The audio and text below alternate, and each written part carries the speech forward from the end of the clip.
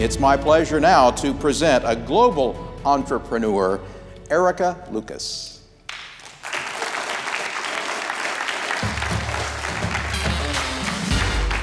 So much. Thank you. So I want to talk to you about a missed opportunity that could potentially infuse trillions of dollars into our economy. But before I do that, I want to tell you a little bit about my background. You see, I was born in Mexico into a family of bootstrap entrepreneurs. Entrepreneurs that started businesses not because it was cool or sexy or because somehow they wanted to end up on the cover of Forbes magazine. They started businesses out of need and as a way to provide for their family. My mom, as a single mother, somehow managed to raise my sister and I, all while owning and operating a flower shop out of her home in Mexico. Now, luckily, she didn't have to do that all on her own. She had the help of my grandparents, who were also entrepreneurs. My grandpa owned a chemical supply warehouse in Mexico, and my grandma, a small little convenience store out of her neighborhood, better known as a tiendita.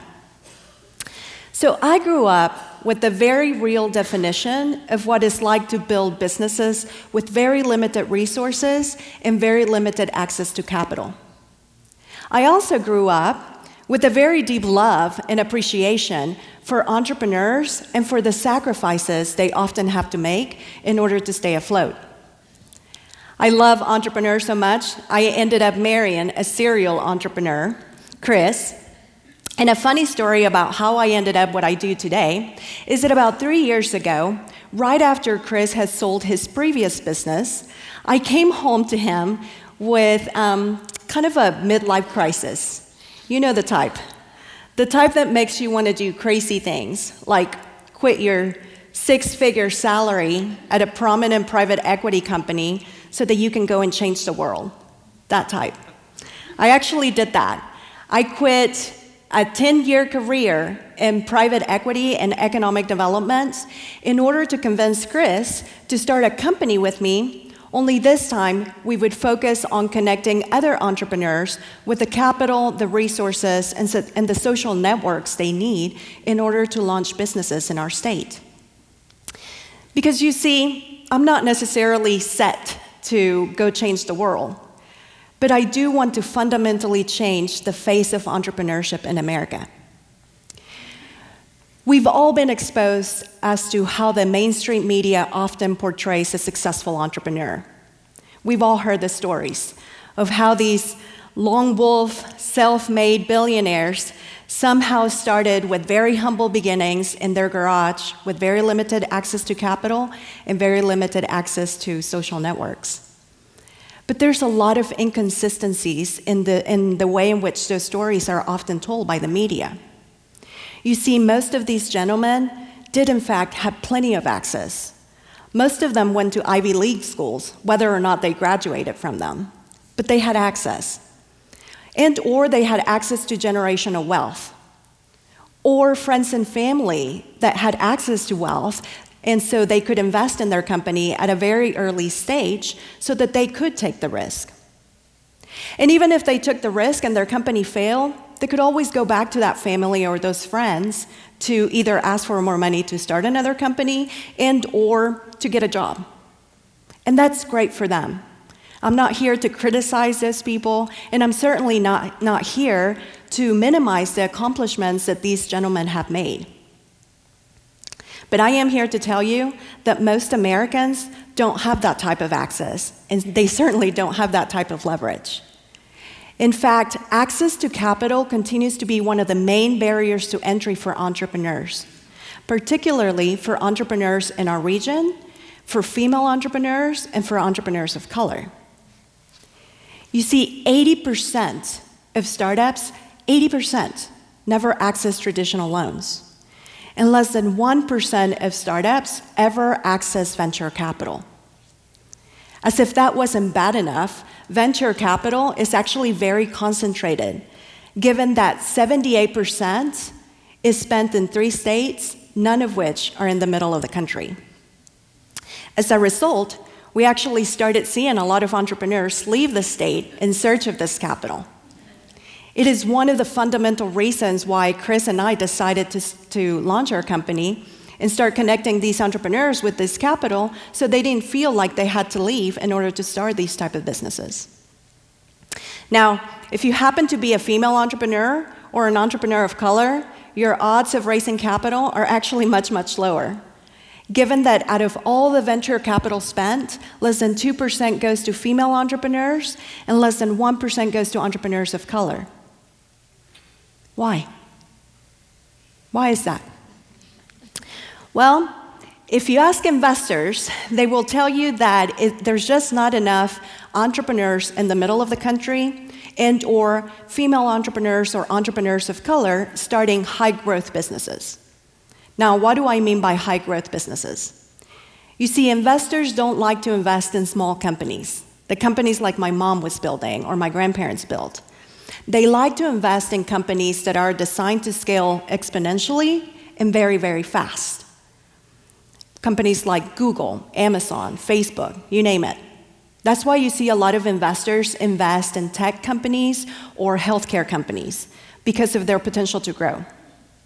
And so the argument of a lot of these investors is that there's just not enough entrepreneurs in the middle of the country, female entrepreneurs or entrepreneurs of color, starting these type of companies. But I would argue that the problem is actually more systemic in nature. And is rooted in three fundamental causes that we need to understand so that we can solve this problem. The first root cause that we need to understand is that inequality compounds. Now, what do I mean by that? When rounds of funding for entrepreneurs in the middle of the country, female entrepreneurs or entrepreneurs of color, are rare, investors start to perceive them as uncommon. And what do we do as human beings when things are uncommon or rare? We shy away from them, right? We put a barrier in between us because we instinctively treat uncommon with suspicion. And in return, we don't make investments. And the fewer the investments, the fewer the exits, and the fewer the success stories, the fewer role models, and so the spiral continues and inequality compounds. The next root cause is that we all need to understand and recognize that we all have unconscious bias. It's just the way in which our brain works and is the way in which we often make decisions. You see, we compare our current situation with previous experiences, and then we make a decision based on that. But what happens if we created in our mind an image of what a successful entrepreneur looks like? We apply that image as a filter when making investments. Let me give you an example of this. A lot of the investors that we work with will often tell us, Erika, Chris, tell the entrepreneurs to go raise their first round of funding from family and friends, and then they can come see me for their next round of funding. This notion that entrepreneurs can raise their first round of funding from friends and family is born out of pure bias. Because the average net worth of an African American family in America is about $17,000. The average net worth of a Hispanic family in America, it's about $12,000 to $15,000. Compare that to the average net worth of a white American family in America, which is about $140,000. Now, I don't care how great your idea is or how big the market could potentially be. If your friends and family don't have access to wealth, they're not going to be able to invest in your idea, no matter how great it is. And the other root cause that I want to talk to you about is the constant lack of representation in the investment space. Although investors are starting to realize the social and economic benefits of having diverse portfolios, there's a staggering lack of diversity in the investment field. In fact, a comprehensive data set that lists all of the VC organizations and investors in the United States since 1990 shows that for the past 28 years, the industry has remained the same, with less than 8% women investors, less than 2% Hispanic investors, and fewer than 1% African American investors. How can we expect investors to understand the the troubles that entrepreneurs in the middle of the country, female entrepreneurs or entrepreneurs of color, go through if there's no representation in our teams? Is it in fact that there's a lack of deal flow, or do we just not know what to look for because we don't have that representation within our companies and our firms? Why is this important? I believe that in order for Oklahoma to stay competitive, we have to grow the innovation economy in our region. And the fastest way to do that is through entrepreneurship. Because for every 1% of new entrepreneurs coming into the market, we can actually expect to see a 2% decrease of poverty in our communities. And if those entrepreneurs happen to be of color, or they happen to be female entrepreneurs, that percentage decrease is actually much, much higher. A study done by Morgan Stanley actually shows that more than $4 trillion are being left at the table by investors who continue to overlook entrepreneurs of color and female entrepreneurs. $4 trillion. $4 trillion that could be going into our economy right now. Now, Chris and I, we're capitalists, so we're going after this opportunity because we see the potential to make lots of money. But you see, we're also personally invested because we also happen to be the proud parents of 2 beautiful Hispanic girls.